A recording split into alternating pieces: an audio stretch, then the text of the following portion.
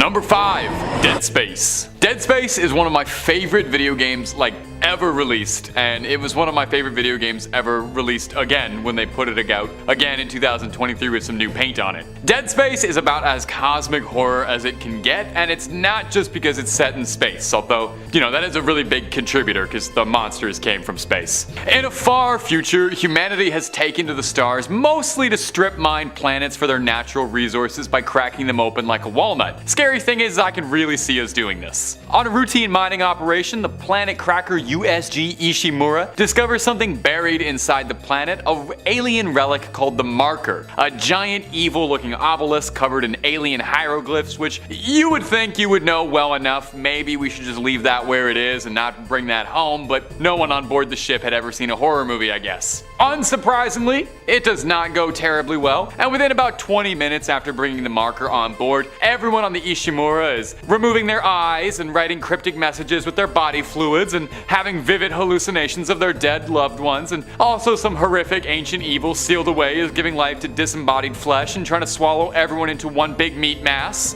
It's bad is what I'm trying to get across. It's very bad things happening up in space. I don't even know how much we can show on this one and keep that PG rating. As the series progresses, we learn that this evil has been going on for a long time, way before us, and it's swallowed countless planets and civilizations, and humanity is really just another blip on the radar. Their ultimate goal is to converge all biological life on a target planet into this big, horrific creature called a Brethren Moon, this big, planet-sized legion of flesh that eats other planets. Dead Space makes you feel absolutely helpless, alone, and just completely insignificant. By the end of the first one, you've seen literally every single character die, and you are the only survivor of the first one. You're just one engineer hopelessly trying to survive against a primordial species of pure evil. And as the series was coming to a horrific, exciting conclusion, the series did get cancelled on a cliffhanger by EA, which is the most cosmic horror thing I can think of. And as always, if you're looking for more horror content, be it scary stories, true stories, fake stories,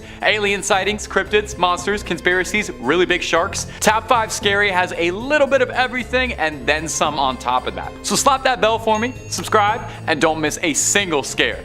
But keep watching this video, okay? If you don't mind, I worked hard on it. Alright, moving on. Number 4, Event Horizon. Event Horizon is one of my favorite underrated horror movies and is also one of the major inspirations for Dead Space, which is probably why I like it so much. I think just something scary happening on a spaceship is the coolest setting imaginable for a work of horror fiction. Scary things don't happen in space, and if you'd screamed, who would even hear it? Event Horizon is the name of the movie and also the titular spaceship, which went missing in deep space years prior to the film's start and has just reappeared. That's normal, spaceships do that all the time. A recovery crew is sent out to the Event Horizon to try and figure out just what happened and learn pretty quickly that things went to hell, like in the most literal sense of that term. It turns out that the Event Horizon was testing out a new kind of warp technology that allows for faster than light travel, and somebody crossed a wrong wire, didn't check their calibrations, and they accidentally got sent through hell. Hate when that happens. You really gotta be careful with the warp. Just ask the Imperium. That's one for my Warhammer fans out there, all two of you.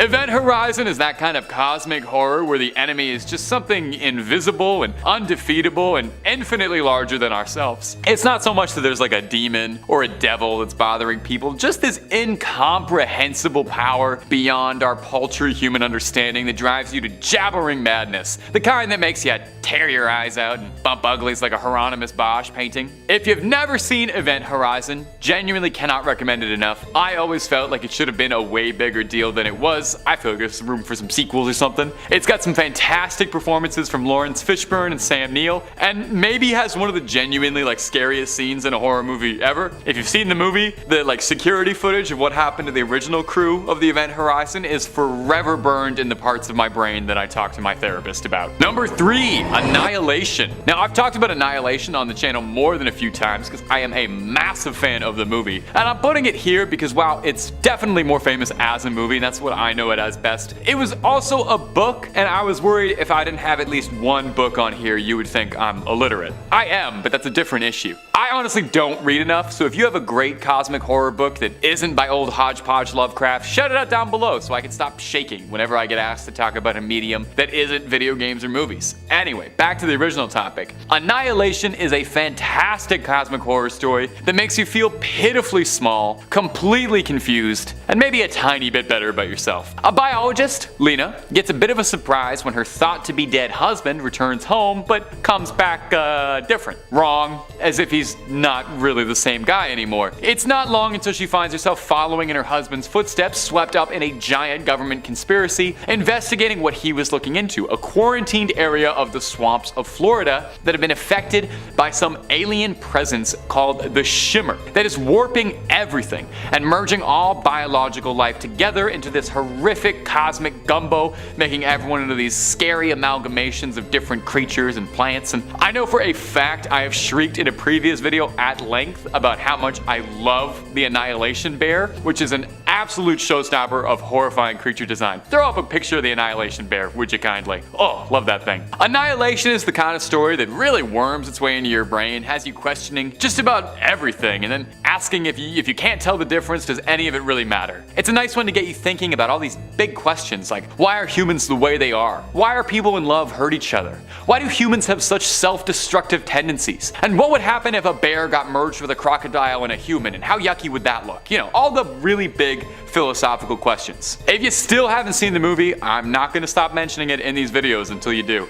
Even you. Number 2, The Void. The Void is everything I am looking for in a movie, and I know that my tastes aren't always the same as you guys. The Void is wet, it's sticky, it's gross, and it's a low-budget horror movie about a troubled cop with personal issues. That ticks all my boxes. When a small-town deputy notices a wounded man crawling in the road, he takes him out to a local hospital run by a weary overnight staff with limited resources, including his ex-wife he's got a bit of a tense relationship with. Definitely already a long night. Things are seeming weird, what with the legions of cryptic cloaked cultists surrounding the hospital, preventing them from leaving. He starts to have a hunch that maybe something's up, especially when everyone around him starts to mutate into these horrific flesh beasts that would make David Cronenberg blush. It becomes very clear, very fast, that whoever these cultists are, they've found a gateway to another world and are quite intent on inviting their horrific slimy friends from the other side over. The Void really captures that feeling of just being totally out of your element. No one has any idea what's going on the entire time, neither do you. They're just scared and in way over their head. You know, you're not dealing with like some special forces, highly trained soldiers, or a secret government agency that's been tracking this cult and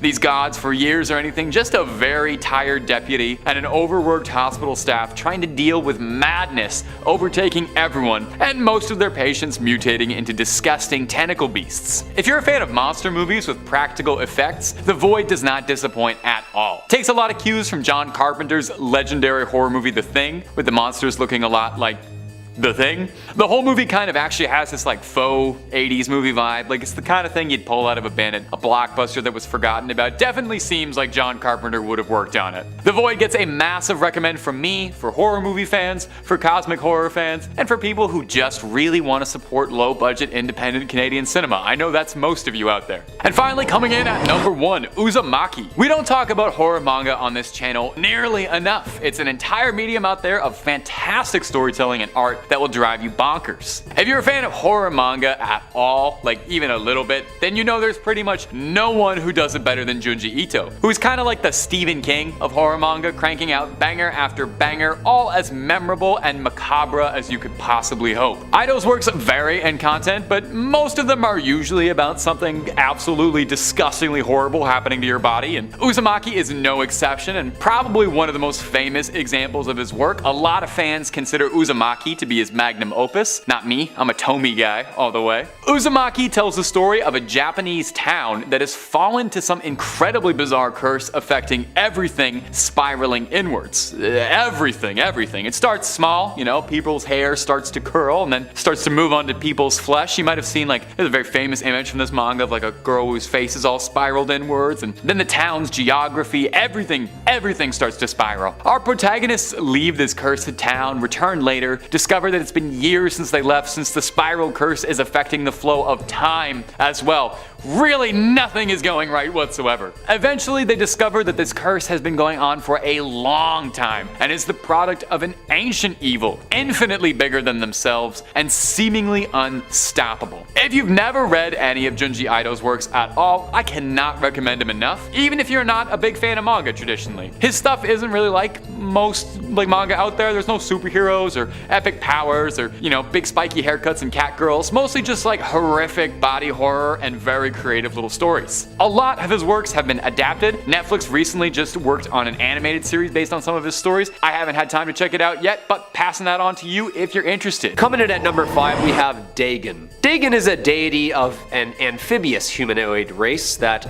resides in Earth's oceans. He is first introduced in Lovecraft's short story simply titled Dagon, and is mentioned numerous times throughout the Cthulhu mythos universe. Also known as Father Dagon, as he is considered one of the Great Old Ones. The story follows a tortured, lost-at-sea addict who is an escaped prisoner of war from the Germans in the Pacific. He escapes on a lifeboat and drifts aimlessly until he eventually finds himself stranded on a slimy purgatory black island, which is putrid with carcasses of decaying fish, nasty stinky mud, and slimy mold. His theory was that this area was formerly a portion of the ocean floor that had risen to the surface by volcanic activity and tsunami-like waves. Days of walking, he reaches the edge of the canyon, a gigantic white stone, a smooth monolith that's covered in unfamiliar hieroglyphs consisting of fishes, eels, octopuses, crustaceans, whales, crude sculptures of men with webbed hands and webbed feet, flabby lips, glassy bulging eyes. Sounds like aliens to me. Dagon then appears from the water and the mariner departs quickly in fear, paddling away from the island before being rescued by a US Navy ship. Lovecraft seems to be referring to the ancient Sumerian god named Dagon, who is the fertility god of grain and fish in the ancient Philistine legend of Dagon, the fish god. He resembles the carving and legend like the Sumerian deity, depicted as being part fish, part man, seen wearing a fish on his head. That's pretty creepy. Number 4, Night Gaunts. The concept of night gaunts first came to Lovecraft as a young boy in a series of recurring nightmares, which they would whirl him through space at a sickening rate of speed. In his dreams, of course. Lovecraft credited the illustrations based off of inspirations from Gustave Doré, who drew everything from angels to demons in the Bible. Gothic, winged, and demonic, alright. Shocking and uncouth. Jet black with smooth, oily whale-like skin. Long, sharp horns that curved inward towards each other. Giant, silent bat wings flap, chewed claws, and a barbed, spiny tail. And worst of all, these creatures never spoke or laughed or smiled, and this is because there was only smooth skin where the face should be. It's terrifying. These faceless night gaunts have a vaguely human shape as well. Their skin is slick and rubbery. They can fly using a set of membranous wings and poke and stab with their tail, tickling and torturing their victims. Tickling? Quote, out of the crypt they crawl, I cannot tell, but every night I see the rubbery things, black, horned and slender, with membranous wings. They come in legions on the north winds, swell, with obscene clutch that titillates and stings, snatching me off monstrous voyages to gray worlds hidden deep within my nightmares well. Okay. Poetic. Yeah, that sounds terrifying, dude. This guy was definitely suffering from either night terrors or alien abductions. I don't know, what do you think? Number 3, Rhan Tegoth. From Lovecraft's The Horror in the Museum, Rhan Tegoth is the Great Old One of hibernation, immortality, and ruin. Ancient texts agree that when Rhan Tegoth awakens, the end of times shall be upon us. 3 million years ago, during the Pliocene epoch, it inhabited an era of Alaska before going into a hibernation-like trance. He was the last god to sleep and probably meant to be the first to wake. The god is shaped like an enormous insect, kind of like an aquatic anthropod with a barrel-shaped trunk with 6 appendages all ending in claw-like pincers. Subtle. He has a circular head covered with hair-like filaments or feelers, tentacle probes, and 3 small eyes. He weighs 20,000 pounds at 10 feet with legs more than 20 feet long. The story follows the relationship of Stephen Jones and George Rogers, the owner of a wax museum specializing in the grotesque and a weary guest. Jones mocks Rogers, then comes to suspect that he is demented and obsessed with these stories of rites and sacrifices to this nameless ancient god. Jones stays the night at the museum where he's attacked by the host and then sacrificed to Rhan Tegoth, resulting in more statues within the museum. Terrifying. Rhan Tegoth influences human minds and compels them to perform increasingly violent sacrifices in front of him. Sometimes humans have been known to temporarily awake Rhan Tegoth from hibernation with certain chance, but always end up being devoured by the beast. Hey, we better pray that this LiDAR technology really doesn't get going. They eventually scan Antarctica and the Arctic under all that ice and snow? Who knows what we're gonna find sleeping down there. Number 2. Yig. The story of Yig begins long before this story was written. Yig, the father of serpents, is a semi-anthropomorphic great old one, that's a mouthful, who was worshipped as a god in Central America and the southern United States. From Guatemala to Oklahoma, Yig is seen as the ancestor of the almighty Quetzalcoatl and Kukulkan of the Aztecs in central Mexico. And now, the story. In 1889, upon arriving in Oklahoma, a couple learn about a local legend surrounding a snake god called Yig, which takes vengeance on anyone who kills a serpent by either killing them or turning them into a half-snake monster in replace of the deceased. Eye for an eye. The husband of the researchers has an intense fear of snakes, and his wife, knowing this, kills a nest of rattlesnakes at one of their campsites. It's a great way to summon this guy. Yig is human size, hairless, and around the shoulders is speckled and brownish with a snake skin. His head is flat like an amphibian with piercing cold black eyes. Unlike most of the great old ones, Yig is seen as rarely malicious, and although he enters a feeding frenzy from August to October, the Pawnee, Wichita, and Caddo of Oklahoma drum constantly during those months to drive him away. The husband is horrified by the thought that Yig is going to take vengeance and insists on practicing the rituals from the First Nations people to keep Yig away. During the middle of the night, in fear, the woman kills her own husband in the dark, paranoid, thinking he's the monster. She's then taken to an asylum and dies there, but not before giving birth to 4 half-serpent hybrid creatures. Spooky! I was gonna say, this guy doesn't seem that bad. He's only malicious if you threaten or hurt his serpents.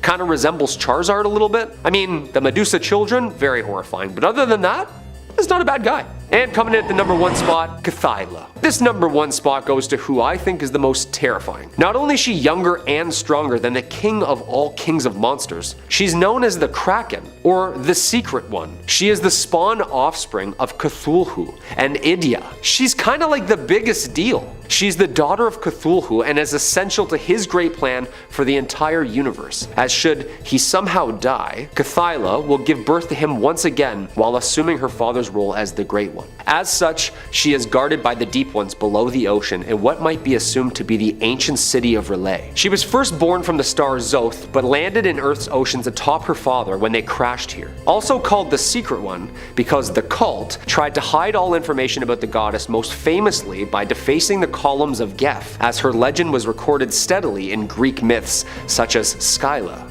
Yeah, that's her. Her father, Cthulhu, is a cosmic entity first introduced in Lovecraft's short story in 1928. The Lovecraft mythos gives birth to this modern abysmal horror. Cthulhu is the youngest of Cthulhu and his partner Idya, and therefore the most frightening. Cthulhu is destined to give birth to the next great Cthulhu again, after he is destroyed in the near prophesized future. Project X was a secret and failed attempt to kill Cthulhu with a subterranean atomic missile, but it was no match for this gigantic red-bodied, 6-eyed octopus with wings. Yeah, she's able to alter her body proportions at will, such as enlarging her wings to fly or even swim. She has 8 arms like any octopus, so not only is she impenetrable from any of Earth's deterrents, she has the ability to camouflage anywhere. See what I mean? She's literally the scariest. In at number 5, we have Songs of a Dead Dreamer. Songs of a Dead Dreamer by Thomas Ligotti was written in 1986 and is a cosmic horror short story collection, housing 3 different sections for different types of dreams. Dreams for sleepwalkers, dreams for insomniacs, and dreams for the dead. These short stories navigate through a lurid dreamscape in a bizarre and cosmic horror manner. Additionally, throughout the series, you will find a recurring theme of puppets, dreams, clowns, and inescapable fate, leaving you with a disturbing sense of uneasiness and disillusion. As the book progresses, the cosmic creepiness escalates, and like most cosmic horror stories, this book blends reality, creating a gateway to a new dimension. This new dimension invites you into the unsettling darkness that is the book.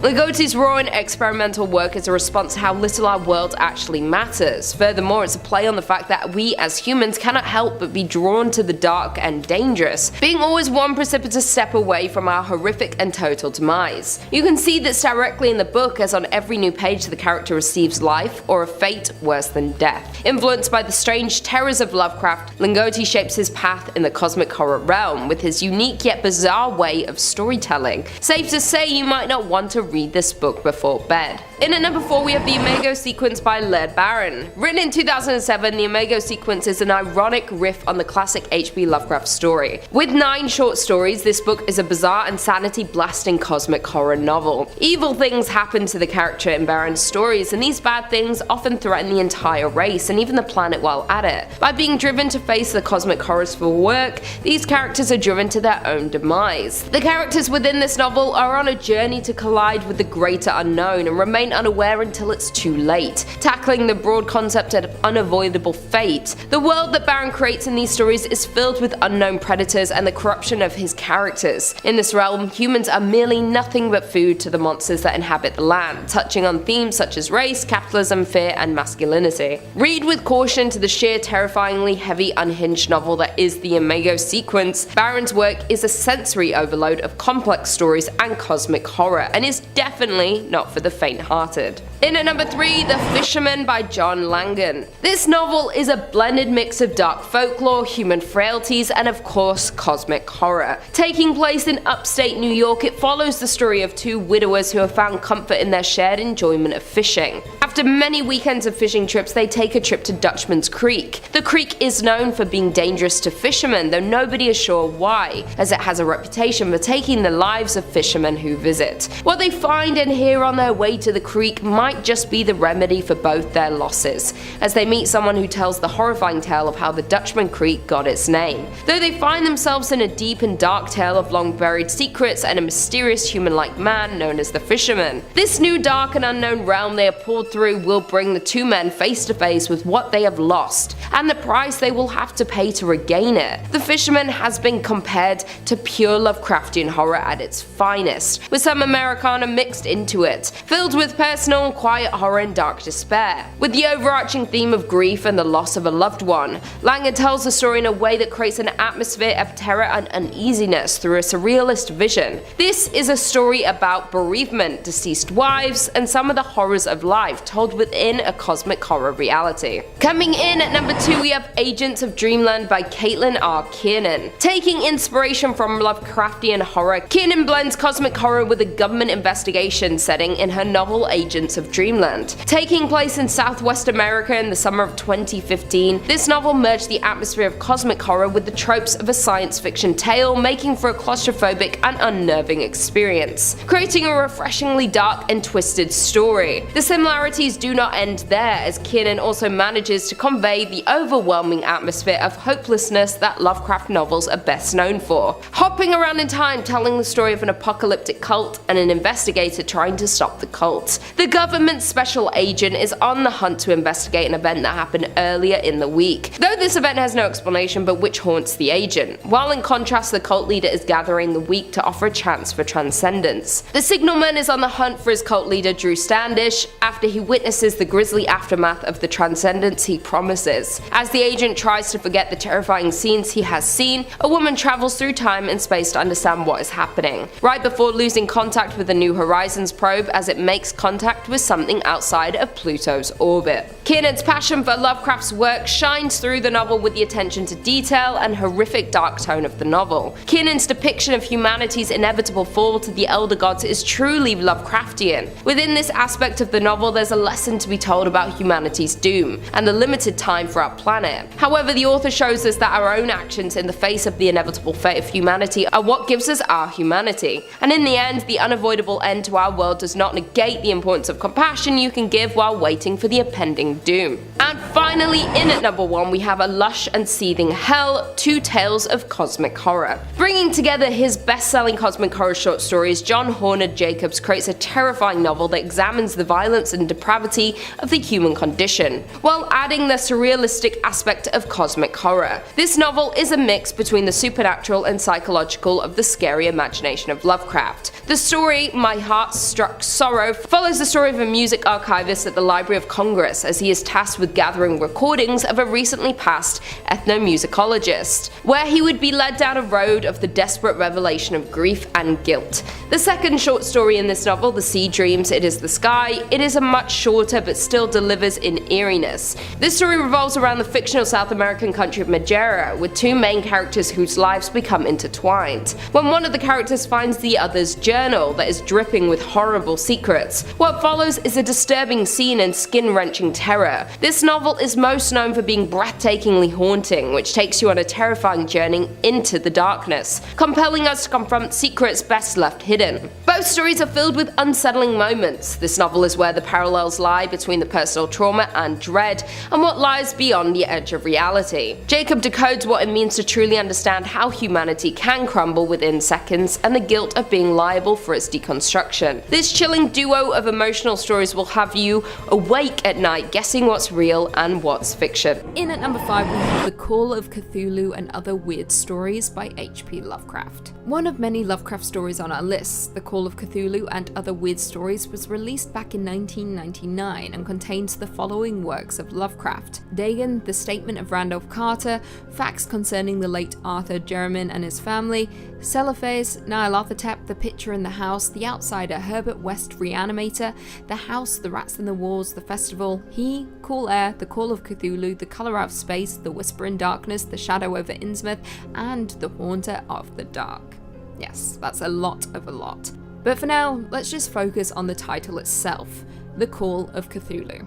The Call of Cthulhu was written back in 1926 and follows narrator Francis Wayland Thurston as he unearths alarming information about the figure of Cthulhu, a titanic monster with tentacles and the wings of a dragon. Along the way, we learn of a cult dedicated to Cthulhu, chant for his inevitable return. As most will know, Cthulhu is one of Lovecraft's most infamous creations, so saying that, the story is definitely worth the read, as are the rest of the shorts included in the collection. What's better than one story? 18, that's right. Coming in at number 4 we have Shadows of Carcosa, Edgar Allan Poe, Bram Stoker, and more. Shadows of Carcosa is a collection of cosmic horror stories written by some of the greats, including H.P. Lovecraft, Edgar Allan Poe, Bram Stoker, Ambrose Bierce, and Henry James. To quote H.P. Lovecraft, "The true Weird Tales has something more than a secret murder, bloody bones, or a sheeted form clanking chains. An atmosphere of breathless and unexplainable dread of outer, unknown forces must be present, a hint of that most terrible conception of the human brain, a malign and particular suspension or defeat of those fixed laws of nature, which are our only safeguard against the assaults of chaos and the demons of unplumbed space." Now, one of the many stories included in the book is Lovecraft's Color Out of Space, a short story written back in 1927. In the tale, an unnamed narrator pieces together the story of an area known by the locals as the Blasted Heath in the wild hills west of the fictional town of Arkham, Massachusetts. The narrator discovers that many years ago a meteorite crashed there, poisoning every living being nearby. Vegetation grows large but foul-tasting, animals are driven mad and deformed into grotesque shapes, and the people go insane or just die one by one. This quickly became one of Lovecraft's most popular stories and remained his personal favourite of his short stories. It has since been adapted into a movie starring the great Nicolas Cage. It did get very good reviews. I have yet to watch it. I know a lot of you have been on me about watching it, but don't worry, I'll get around to it. In at number 3 we have Lovecraft Country by Matt Ruff. A newer selection on our list, Lovecraft Country is a 2016 dark fantasy novel written by Matt Ruff, who explores the conjunction between the horror fiction of H.P. Lovecraft, as well as racism in the United States during the era of Jim Crow laws, as experienced by black science fiction fan Atticus Turner and his family. Throughout Lovecraft Country, Atticus must navigate cosmic forces and basic civil rights while embarking on a journey to find his mysteriously missing father, employing the services of his uncle, who wrote a guide to safe travel for black people in the 1950s. On his journey, Atticus and co. encounter many large obstacles. However, it is the ending which is a real doozy, with a Get Out level plot twist. Honestly, this novel is worth a read, cosmic horror fan or not. Not to mention, in 2017, HBO announced that they were prepping an adaptation of the novel with Jordan Peele and J.J. Abrams as executive producers. The show is set to be released this summer at the time of this recording, and I, for one, cannot wait. It's been on my list for months. Coming in at number 2, we have The Fisherman by John Langan. One of the newer books on our list, The Fisherman, was published back in 2016 by contemporary horror author John Langan. The plot concerns Dan and Abe, 2 widowers who have found solace in each other's company and a shared passion for fishing. The pair hear rumours of Dutchman's Creek, a steep-banked, fast-moving creek that offers the promise of fine fishing, and of something more, a possibility too fantastic to be true. However, like most things, Dutchman's Creek is not the work of God, and is instead quite the opposite. Yet the men find themselves drawn into a tale of the place, which will ultimately bring the pair face to face with all that they have lost, and with the price they must pay to regain it. Will the pair be dissuaded by a local who knows of the creek's true history, or will they seek out its magic?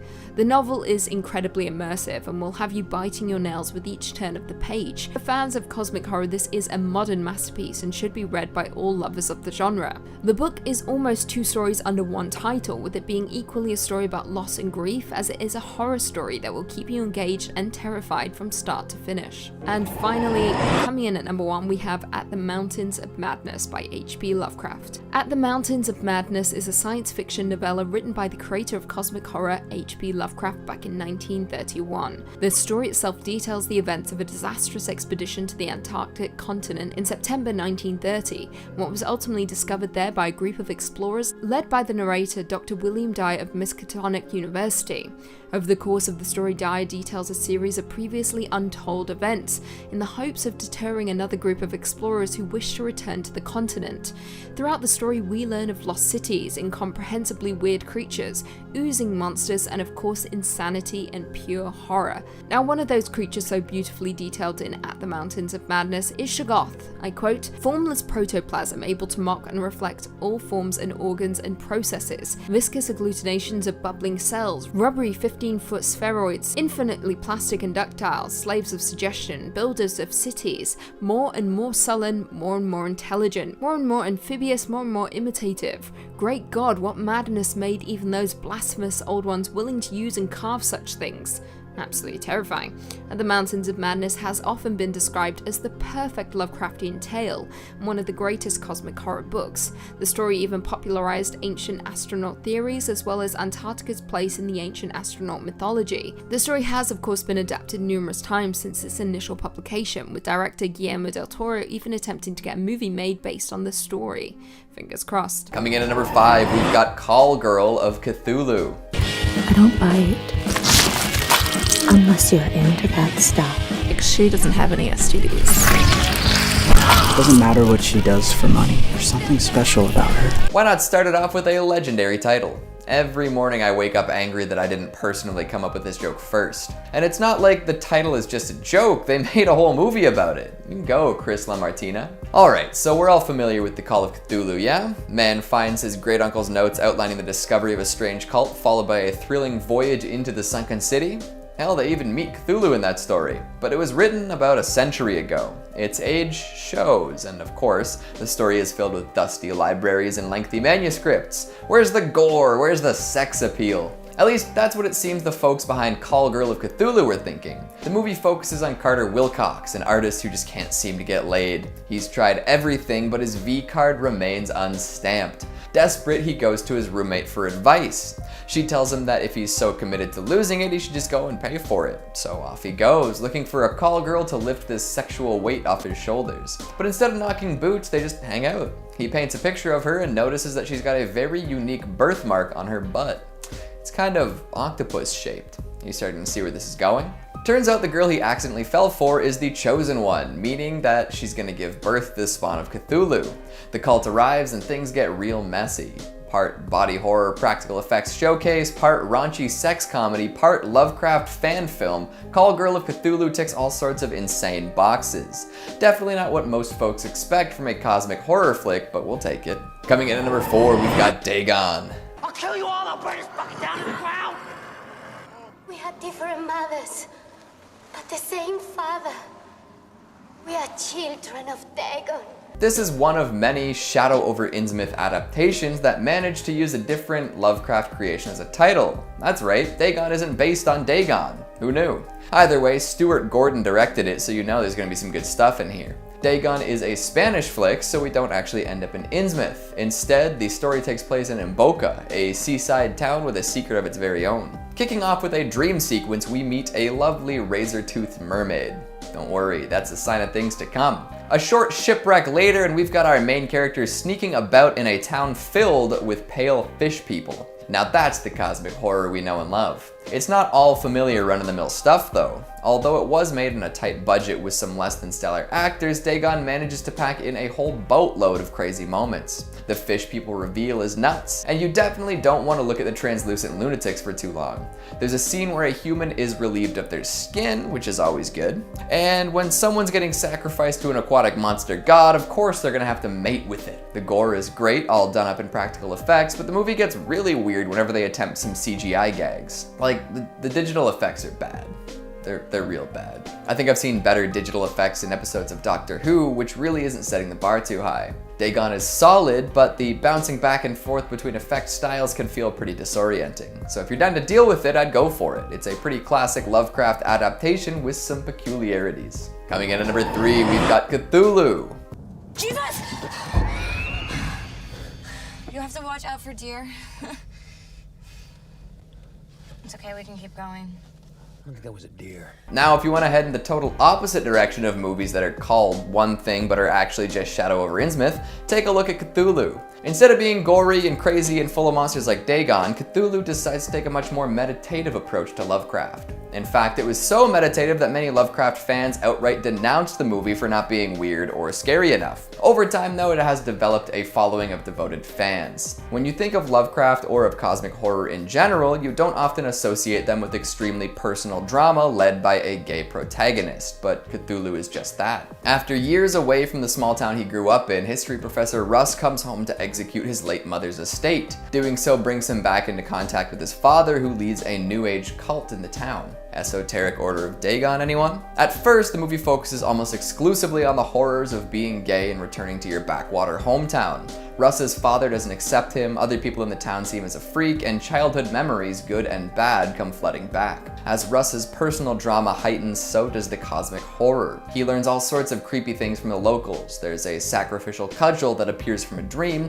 a woman's brother is kidnapped by the cult, Russ's asylum-bound aunt tells him of a secret message hidden in his house. This leads to the horrifying discovery of sacrificial plans and the ultimate goal of the cult, to bring horrible creatures up from the sea to take over the world. The monstrous qualities are only made palpable during the last act, but for folks willing to delve a little deeper, you can find many elements of cosmic horror throughout the movie. It might look like a drama with some Lovecraft shoehorned in, but it really is very on theme. Being an outsider, not knowing what's going on, and slowly uncovering ancient horror are all here. They just don't look how you might expect them to. That's not a bad thing, but hardcore Lovecraft fans might not expect it. Coming in at number 2, we've got From Beyond.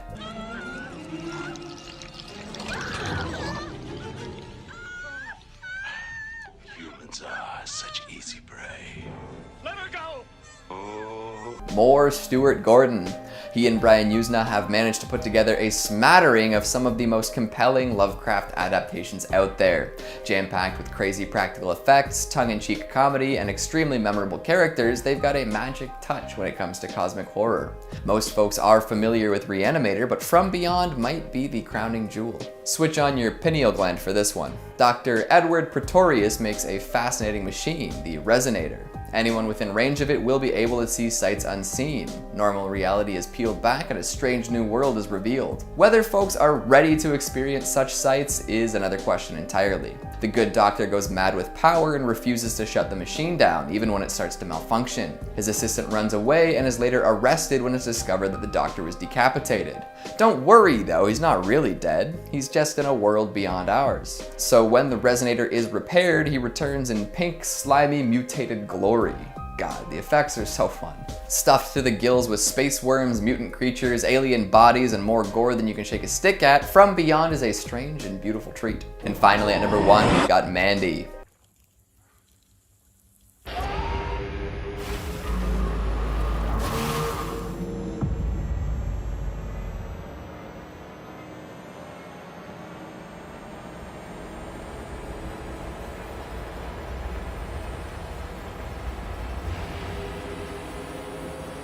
Speaking of the color pink, Mandy consistently blows minds. I might get into a fight for saying this, but Mandy is the superior Nick Cage cosmic horror. The color out of space is all well and good, but for a truly bizarre and thrilling experience, you've got to go with Panos Cosmatos. Where else are you gonna get an intro featuring Nick Cage working at a logging camp set to King Crimson? In what other movie will you see a charismatic cult leader deliver his manifesto to a beautiful woman he's stuffed with drugs, only to be emasculated so bad he sets her on fire? Can you tell me another place where I can witness a screaming man chug a handle of vodka he pulled out of a secret bathroom compartment before collecting a crossbow, forging a battle axe, and fighting a bunch of LSD-riddled hellbikers? Can you?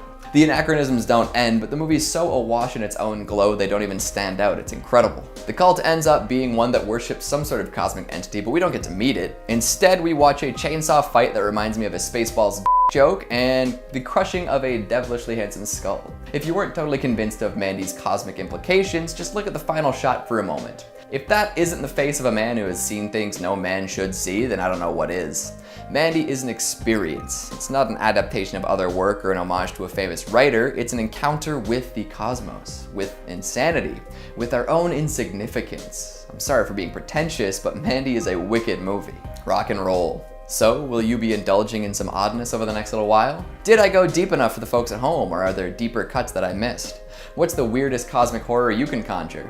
Make sure you let me know down in the comments. Coming in at number 5, we've got They. As in, they remain. I've never seen anything like it.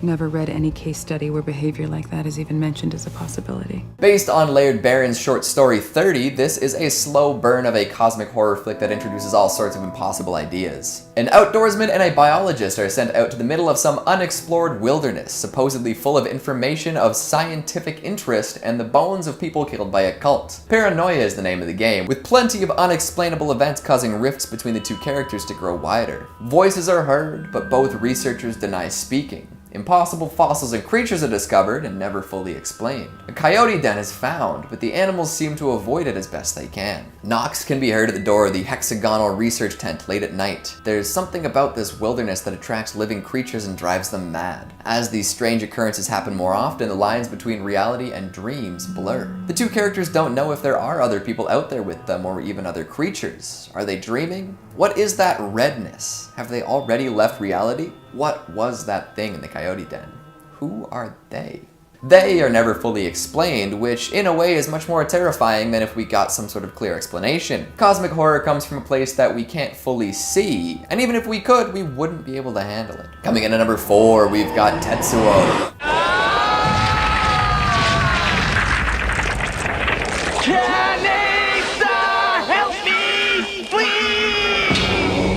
Now for a complete change of pace, let's talk about Tetsuo from the cyberpunk classic Akira. If we saw next to nothing of the cosmic horror in They Remain, then we just about see all of it in Akira. It might not be immediately apparent how this flick falls under the cosmic category, so let me explain real quick. Tetsuo is essentially a prototypical Lovecraftian character. Following a motorcycle accident during what could be considered his normal life, he's introduced to some mind-altering information. He unlocks his psychic potential and immediately becomes a person of interest to the government. At first, it seems like he might be able to control it, but before he can understand the scope of his powers and their implications, he tries to run away, and things only get worse from there. His psychic abilities begin to hurt him and the people around him, and he becomes egomaniacal, bordering on detached from reality. He's well on his way to becoming a cosmic creature, drunk on power and totally separate from his humanity. This doesn't even begin to describe what happens later on, though. Tetsuo, unable to control himself, begins transforming into a horrible, fleshy abomination, consuming everything and anything around him. Becomes large enough to destroy Neo Tokyo again, and eventually, after the intervention of all sorts of other interested parties, enters another level of existence. It's kind of like the Dunwich Horror, as an uncontrollable, unexplainable monster being born from some otherworldly power and running rampant through an unprepared town. It's fascinating and grotesque and upsetting, but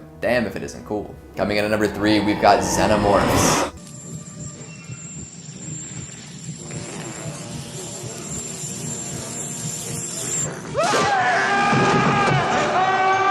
We're all pretty familiar with this design by now, but back when Alien first hit the big screens, the Xenomorph was a horrific revelation. Designed by sci-fi legend H.G. Geiger and skillfully employed by director Ridley Scott, the titular alien embodies so many different cosmic ideas. 1. no one understands it completely. The crew of the Nostromo are on a mission that they don't truly understand. In their search for the source of a distress signal, they come across an alien ship. Gigantic and filled with cryptic symbols, it is an enigma. It almost feels like someone coming across a Necronomicon and trying to parse the ancient texts without any previous knowledge. The fact that the xenomorph that found its way onto the ship is like a little baby pawn adds to this. The crew can't possibly know the scope of the destruction they're inviting. 2. The xenomorph kills without any regard for human life. Like all good cosmic creatures, it is 100% indifferent to people. It's alive and therefore will kill. You can't reason with it, you can't outsmart it, you just have to survive it. Xenomorphs operate on a whole other level, one we may never understand entirely. Coming in at number 2, we've got brain suckers.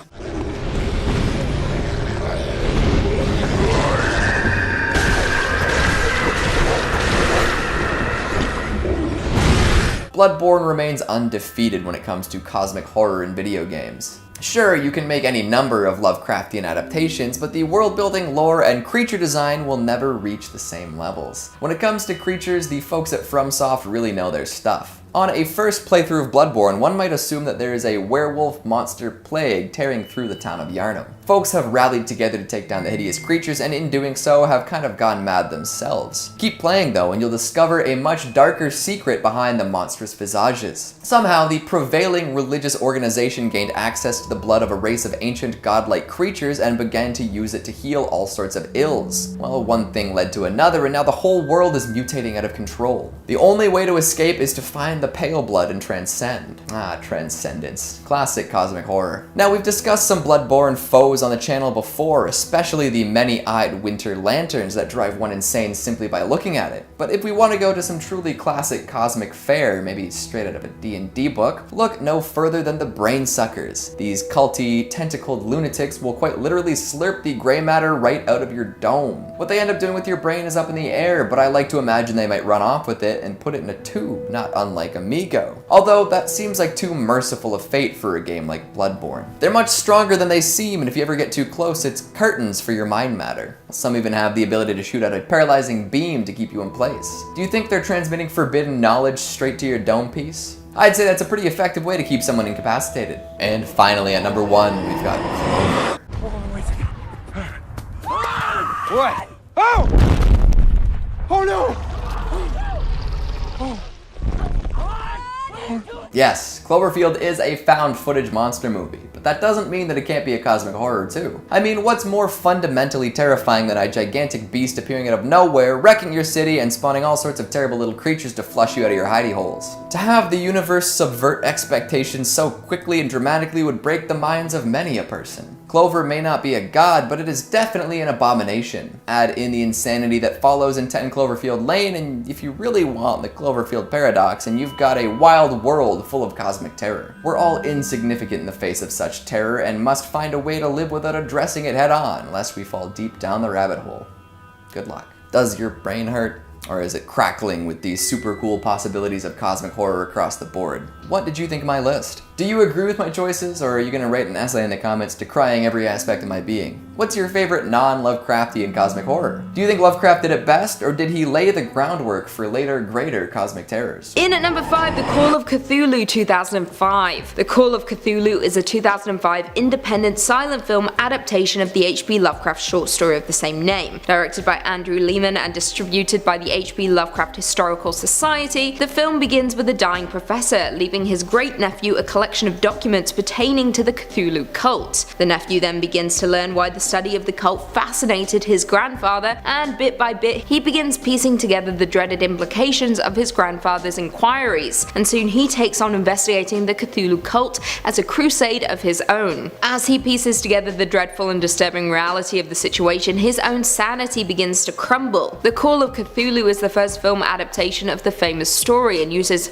mythoscope, a blend of vintage and modern filming techniques intended to produce the look of a 1920s era film. As of right now, the movie holds a 100% approval rating on Rotten Tomatoes, with Dennis Schwartz calling it a haunting labor of love tribute. Running only 47 minutes long, The Call of Cthulhu doesn't need an excessive runtime to be effective, with it garnering a slew of awards including Best Feature at Erie Horror Film Festival and View's Audience Favorites winner. Coming in at number 4 we have The Mist 2007. The Mist, also known as Stephen King's The Mist, is a 2007 science fiction horror film based on the 1980 novella The Mist by Stephen King. The film was directed by Frank Darabont and follows David and his son, who become trapped in a supermarket along with some other townsfolk when suddenly a mist engulfs the entire city, bringing along bloodthirsty creatures that devour anyone in their path. Now, aside from some questionable acting and terrible special effects, which I have learned is due to the fact that the movie was intended to be in black and white, making the special effects look a little lackluster in color, this movie is genuinely terrifying. It keeps you on the edge of your seat, with the residents of a small town being trapped in a supermarket in an attempt to keep themselves safe from the monsters lurking outside. However, there may in fact be some monsters inside as well. The movie is as psychologically draining as it is emotionally draining, with it having a gut punch of an ending. For those who have watched the movie, you will know what I'm talking about. The director revised the ending of the film to be darker than the novel's ending, a change to which King was amenable. Although it's a monster movie, the central theme explores what ordinary people will be driven to do under extraordinary circumstances, with the ending showcasing that to all of us. As of right now, The Mist holds a 72% approval rating, with the general consensus reading, Frank Darabont's impressive camera work and politically incisive script make The Mist a truly frightening experience. Coming in at number 3, Reanimator 1985. Reanimator is a 1985 horror comedy film loosely based on the 1922 H.P. Lovecraft serial novella Herbert West Reanimator. Directed by Stuart Gordon, the film stars Jeffrey Combs as Herbert West, a medical student who has invented a reagent which can reanimate deceased bodies. He and his classmate Dan Kane begin to test the serum on dead human bodies and conflict with Dr. Carl Hill, who is infatuated with Kane's fiancée and wants to claim the invention as his own. Now, Reanimator isn't simply a zombie movie like its description makes it out to be, but it is also a tale of morality, the horrors of science, as well as how far we are willing to go to cure death. When the movie was first released on videotape, 2 versions were available, the unrated theatrical cut and an edited R-rated version. For those video stores whose rental policies would not allow them to rent unrated films that would be considered films with an MPAA rating of X. The film received hugely positive reviews by critics and viewers alike, with Roger Ebert giving the film 3 out of 4 stars and stating, "I walked out somewhat surprised and reinvigorated, if not reanimated, by a movie that had the audience emitting taxi whistles and wild goat cries." Reanimator was followed by Bride of Reanimator in 1990 and then Beyond Reanimator in 2003. In at number 2 we have The Void 2016. The Void is a 2016 Canadian supernatural horror film written and directed by Stephen Kostansky and Jeremy Gillespie, with the plot following a small group of people who become trapped in a hospital by a gathering of hooded cultists and by grotesque creatures. Part Hellraiser and part The Thing, The Void is a horror movie which will most definitely leave you untrusting of hospitals. From nurses skinning themselves to tentacled monsters and cultists in white hoods, there is a lot happening in The Void that will send shivers down any seasoned horror lover's back. Not to mention, it is overly bloody and incredibly weird, and like all cosmic horror movies, it successfully messes with your psyche, making you question everything you're seeing on screen. As of right now, The Void holds a 78% approval rating, with the general consensus reading, The Void offers a nostalgic rush for fans of low-budget 1980s horror, and legitimate thrills for hardcore genre enthusiasts of all ages. And finally, coming in at number 1 we have In the Mouth of Madness 1994. In the Mouth of Madness is a 1994 horror film directed by John Carpenter and starring Sam Neill, Julie Carmen, and Charlton Heston. Informally, the movie is the 3rd installment in Carpenter's Apocalypse trilogy, preceded by The Thing and Prince of Darkness. When horror novelist Sutter Kane goes missing, insurance investigator John Trent scrutinizes the claim made by his publisher, Jackson Harglow, and endeavors to retrieve a yet-to-be-released manuscript and ascertain the writer's whereabouts. Accompanied by the novelist's editor Linda Stiles and disturbed by nightmares from reading Kane's other novels, Trent makes an eerie nighttime trek to a supernatural town in New Hampshire. In the Mouth of Madness is the closest cinema has come to capturing the existential dread that H.P. Lovecraft built in his stories. The film itself pays homage to the work of Lovecraft, with many references to his stories and themes. The title itself is also a play on his novella At the Mountains of Madness, with insanity playing a huge role in the film as it does in the book. Like the works of Lovecraft, In the Mouth of Madness will toy with your sanity, being filled to the brim with monsters, disturbing imagery,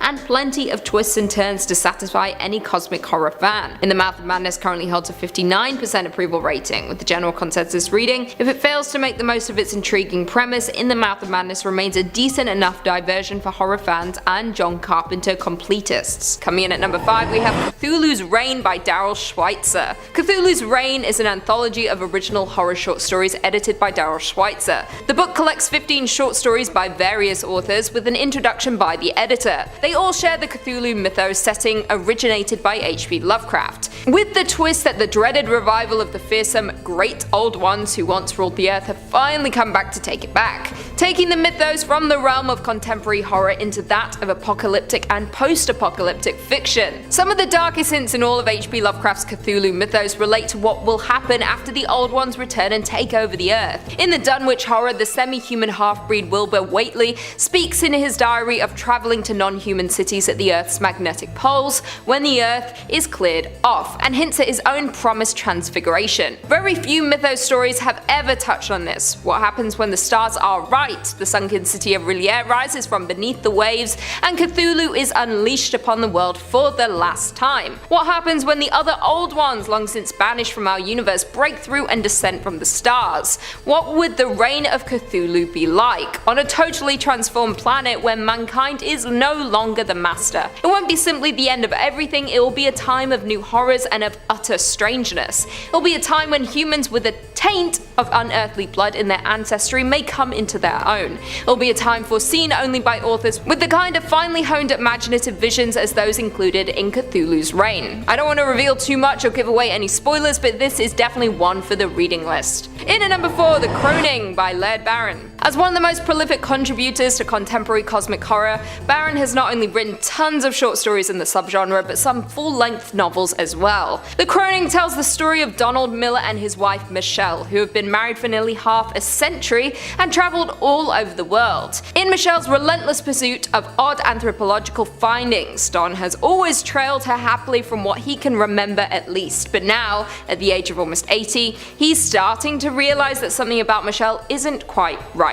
Now all things must converge. Donald will discover the dark secrets along the edges, unearthing savage truths about his wife Michelle, their adult twins, and all he knows and trusts. For Donald is about to stumble on the secret of the Croning. Strange things exist on the periphery of our existence, haunting us from the darkness looming beyond our firelight. Black magic, weird cults, and worse things loom in the shadows. The children of Old Leech have been with us from time immemorial, and they love us. If you haven't read Laird Barron yet, I would recommend starting with short stories first to get acquainted with his peculiar style, but if you're looking to take that relationship to the next level, The Croning is what you need. In at number 3, we have Dreams from the Witch House, edited by Lynn Jamnick. This anthology brings more fresh perspective to cosmic horror with 19 thrilling short stories, all by female authors. These range from pieces written years ago and now finding a new audience, such as Joyce Carol Oates' Shadow of the Evening, to works by up-and-coming authors like R.A. Kalin, who authored the final story in the collection Memoirus.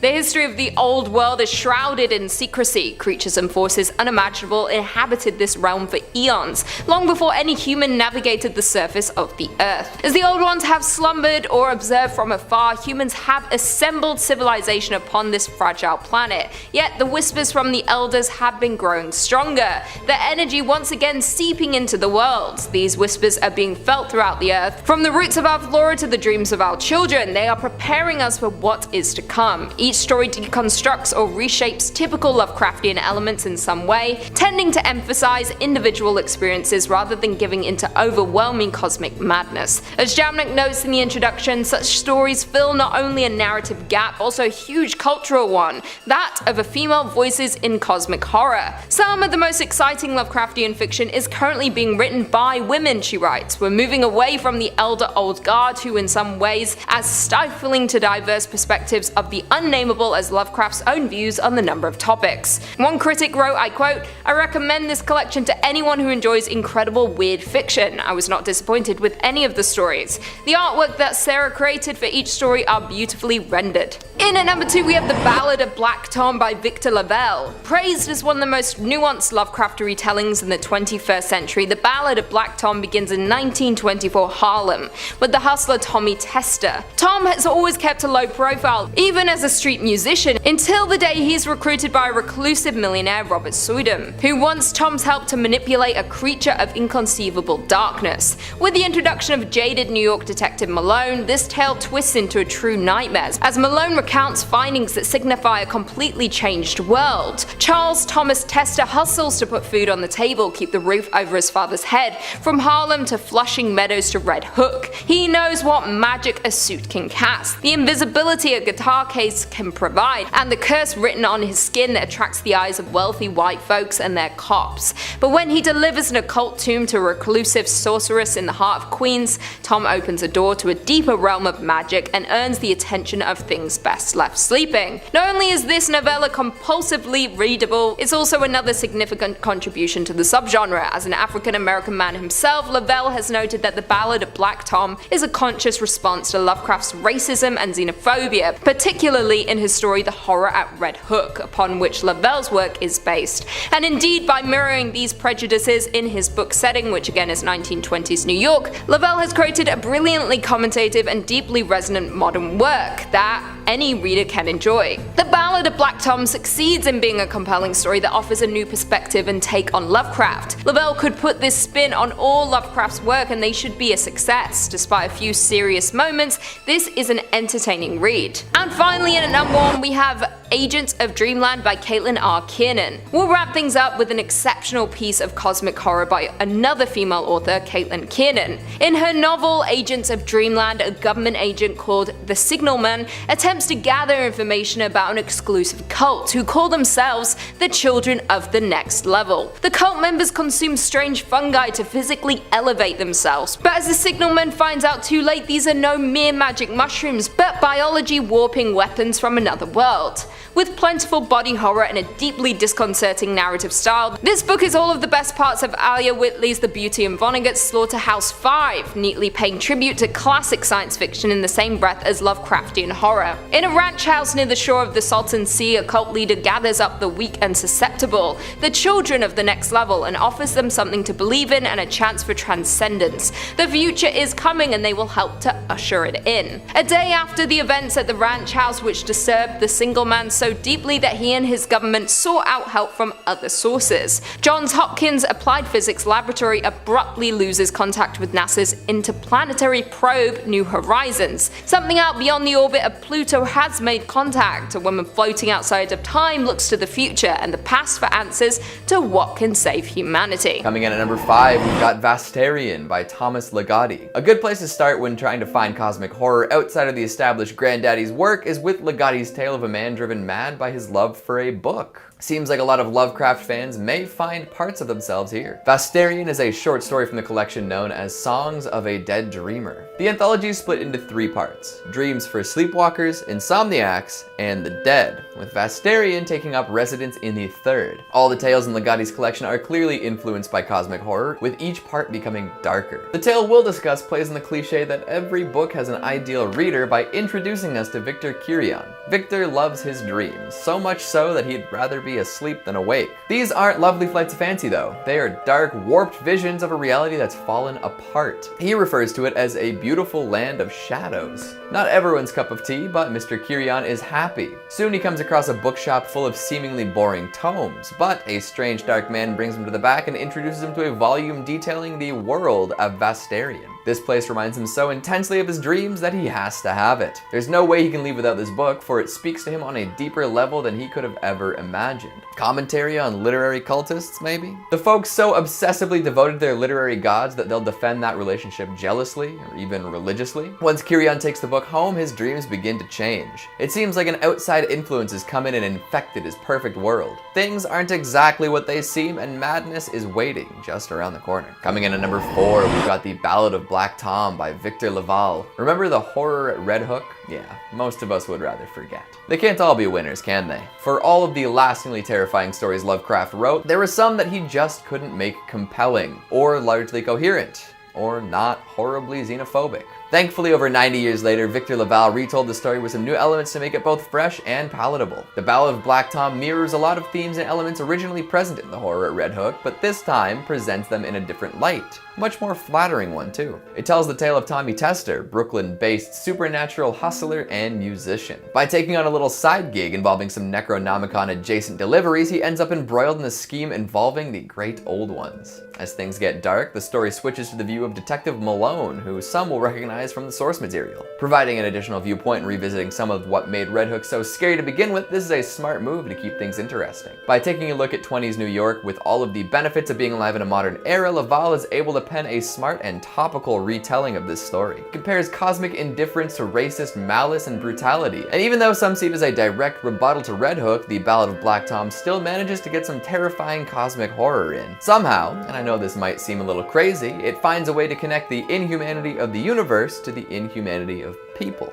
Definitely an interesting way to interpret Lovecraft's work. Dropping in at number 3, we've got The Cipher by Cthulhu Koja. Ah, the 90s. Home to some of the best book covers of all time, bar none. Thankfully, it wasn't all just for show. There were some good stories between the covers. In her debut novel, Cthulhu Koja takes a weird hole in the basement of someone's apartment building and makes it an existentially terrifying, disease-ridden read. Originally titled The Fun Hole, I wonder why that was dropped, this book will take a look at a doomed couple. Nicholas and Dakota should not be together by any means. They're both full of venom and hatred, but something keeps them coming back. I guess it's the strange hole in the storage room that they're both unhealthily obsessed with. This is another thing that shouldn't be there. But the fact that it's unexplainable and somewhat explorable through the use of 90s video capture technology makes it impossible to ignore. It pulses and exudes an era of wrongness, and somehow this manages to be magnetic. Could be a commentary on both the characters and their life choices. I'm terrible for being drawn to horrid media? Nah. If the characters and subject matter don't disturb you, the prose will. The Cipher is written to make you upset at every turn. It reeks of disease and cancer. Odd sentence structure, hypnotic pacing, malignant terrors within the fun hole. This is a magnificent piece of otherworldly terror. Plus, Koja somehow managed to write this while taking care of her young child. Maybe that's what inspired the extreme darkness. Cruising in at number 2, we've got Blindsight by Peter Watts. Fans of hard sci-fi should have their ears perked up right now. Oh, and folks with an interest in nihilism too. Maybe people who like their fiction very, very technical as well. Has this piqued any interests? Perfect. Blindsight is a first contact story involving artificial intelligence, space vampires, and 9-legged spider things. Very cool. It opens with some choice phrases like, if we're not in pain, we're not alive, and you will die like a dog for no good reason. This gives you a pretty good idea of what direction the book is heading in. By addressing themes like identity and consciousness, Blindsight makes readers wonder if they're even anything at all. It's cosmic in a more universal sense. It doesn't necessarily anthropomorphize or idolize the uncaring forces of the universe. There are no great ones or outer gods here. Instead, the universe just sorta is. There's a spacecraft known as the Rorschach that seemingly communicates with the humans aboard the Theseus. Not exactly subtle names here, but they work. The Rorschach appears to be deliberately making attempts to correspond with the Theseus, but later on it's made clear that it may not actually know what it's saying. The beings on board, though, have abilities beyond the scope of humanity and operate on a level beyond our comprehension. They don't really care about us, and we couldn't possibly understand them. You see where this is going? While a lot of hard sci-fi can get overly technical and difficult to parse, Watts does a commendable job of making it accessible enough for folks who are entering from other literary spheres.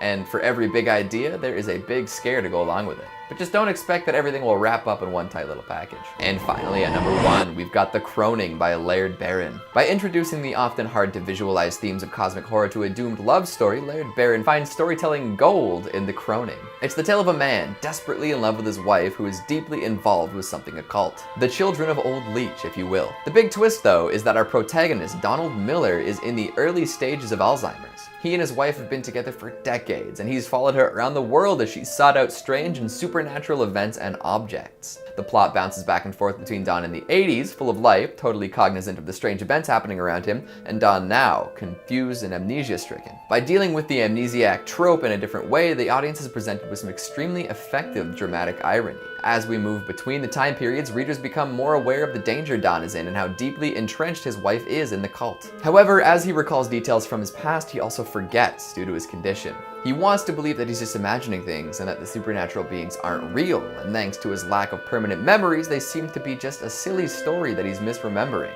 But the threat is real and everyone but Dawn knows it. Creative in its execution, terrifying in its delivery, The Croning is a shining achievement in modern cosmic horror literature. So, what did you think of the list? How many of these have you read before? Any you might pick up sometime soon? What's your favorite non-HP cosmic horror story? Make sure you let me know down in the comments. Coming in at number 5, Lock and Key. Lock and Key is an American comic book series written by Joe Hill and illustrated by Gabriel Rodriguez, and published by IDW Publishing. The plot is presented in non-chronological order. During the American Revolution, a group of rebels, hiding beneath the future Key House, discover a portal to another dimension, the plains of Leng, filled with demons who can mesmerize anyone that sees them and possesses them through touch. However, when demons attempt to enter the real world, they collapse into lumps of whispering iron, which young smith Benjamin Locke forges into a variety of magical keys, including the Omega Key, which seals the entrance to the dimension.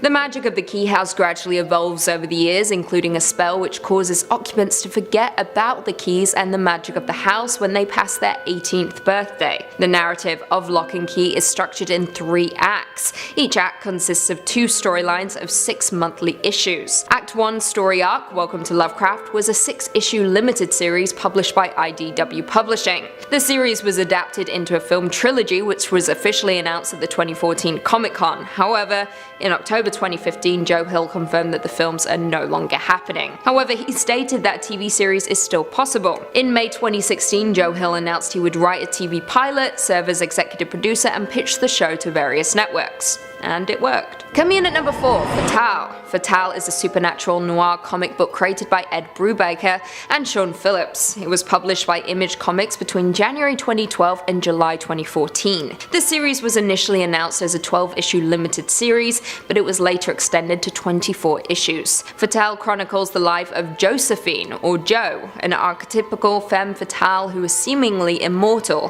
having survived from the 1930s to the modern day unaged, and also has a supernatural ability to hypnotize men into becoming intensely infatuated with her, whether she wants them to be or not. Through the decades, Jo struggles to understand and control her powers while being pursued by a violent cult. The cult worship cosmic gods reminiscent of Lovecraftian horrors, which are somehow tied to Jo. During her travels, Jo also encounters many men who quickly become entranced by her, often to fanatical degrees.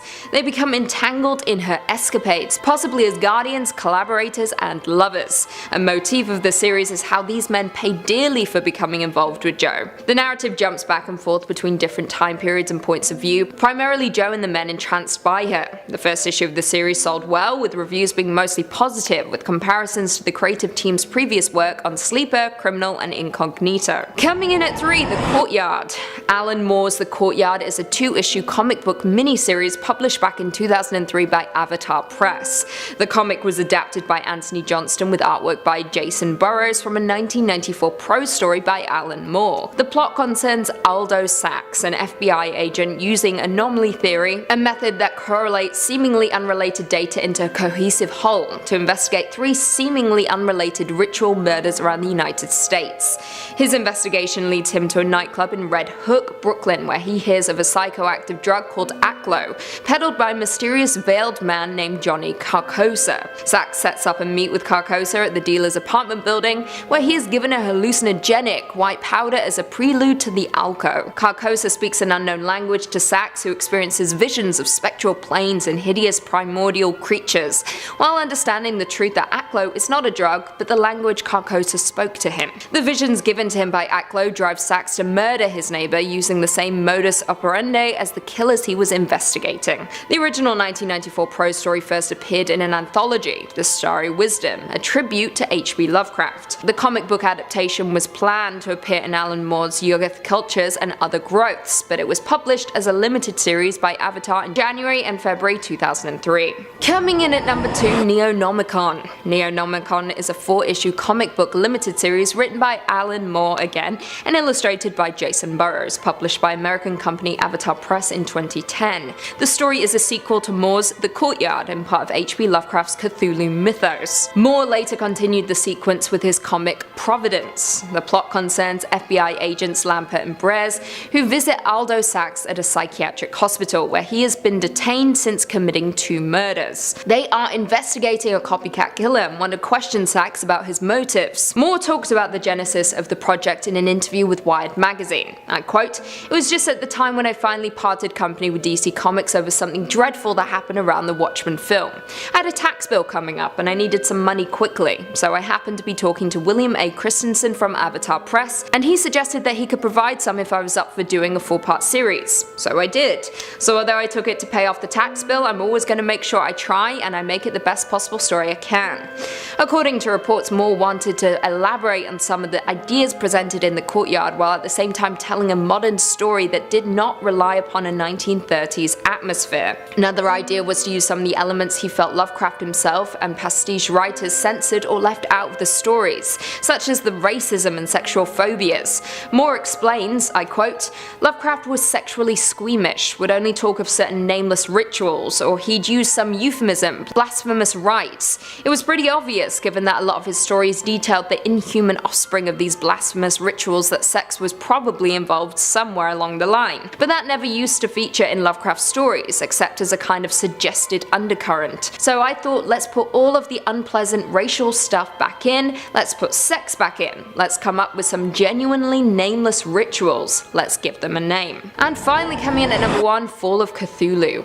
Fall of Cthulhu is a 2007 American comic book series written by Michael Allen Nelson and published by Boom Studios. The series itself was creatively influenced by the works of H.P. Lovecraft's Cthulhu mythos, specifically the Call of Cthulhu, with the main characters of the comic finding themselves swept up in an ancient and elaborate plot designed by the dark god Nyarlathotep to provoke an apocalyptic war between powerful beings known as the Great Old Ones. Following the initial 15-issue series in June 2008, a sequel 4-issue miniseries subtitled God War began publication the following month. Fall of Cthulhu Apocalypse, a second 4-issue miniseries, ran from November 2008 to February 2009. Then, the third and final miniseries, Fall of Cthulhu Nemesis, acted as both a prequel and coda, detailing the origin of Mr. Arkham's pet cat. Hexed, a spin-off 4-issue limited series starring Lucifer, also written by Nelson and illustrated by Emma Riso, was published alongside Apocalypse. An ongoing series that ran for 12 issues, also titled Hex, was launched in August 2008.